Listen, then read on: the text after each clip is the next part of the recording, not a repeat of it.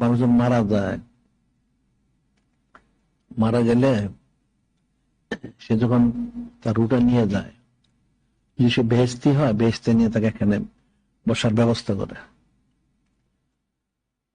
ব্যবস্থা করলে তার যারা আত্মীয় স্বজন ভেস্তার সবাই আসে দেখা করতে, সবাই আসে দেখা করতে।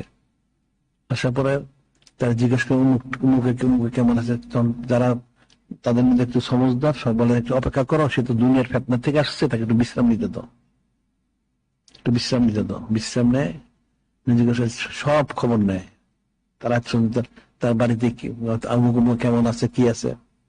যদি তারা থাকে তো বললে, আর জিজ্ঞাসা সে তো আমার আগে মারা গেছে, আসে নাই, তাহলে সে জাহান্নামে গেছে। আফসোস করতে থাকে।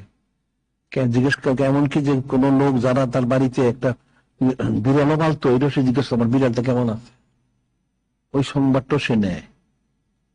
লোক মারা গেলে যখন সে যায় তখন তার সব সংবাদটা তারা নেয়। মায়েরা এই সংবাদগুলি সংগ্রহ করে, কে কি করে, কোন অবস্থাতে কেমন আছে না আছে। যেহেতু তার একটা এদের একটা মহব্বত আছে, এই মহব্বতের কারণে সেই সমস্ত সংবাদগুলি নেয় মৃত্যুর পরেও। হায়াতে তো মানুষ সংবাদ নেই, একটু অনেক দূর দেশে থাকে, সে ওখান থেকে দূর দেশ থেকে সংবাদ দেয় তার ছেলে মেয়ে, তার পরিবার কেমন আছে। সে ত্রুটি করে না, এটা তো করে। আমার বড় উদ্দেশ্য এটা তো সে করেই। এমনকি সে মারা যাওয়ার পরে যখন ইন্তেকাল করে গেল গিয়া, যারা জাহান্নামে তার তার সুযোগ সুবিধা নাই।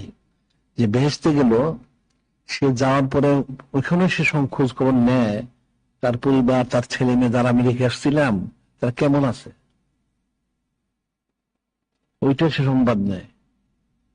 যে মৃত্যুর পরে সে সংবাদ দেয় তারা কেমন আছে, এই সংবাদটা তাহলে মহব্বতটা তার কতটুকু। মৃত্যুর পরেও সে সংবাদ দিতেছে যে আমার পরিবার অমুক অমুক অমুক তাকে রেখে আসছিলাম, বা সে যে কিছু লালন পালন, একটা গরু, একটা ছাগল, একটা বকরি, একটা বেড়া পালছে, একটা বিড়াল পালছে, ওটা কেমন আছে। তাইলে মহব্বতের কারণে শান্তির কতটুক সে করে। এই সামান্য এক কাতরা মহব্বত তার হায়াতে তো সে করলই, মৃত্যুর পরে সে স্মরণ করে।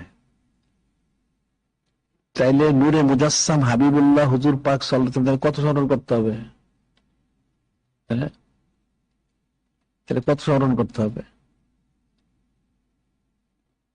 সে দুনিয়ার হাতে তো স্মরণ করতেছে, মহব্বত সব জানমাল দিতেছে, সে কবরে যাওয়ার পরে সে চিন্তা করতেছে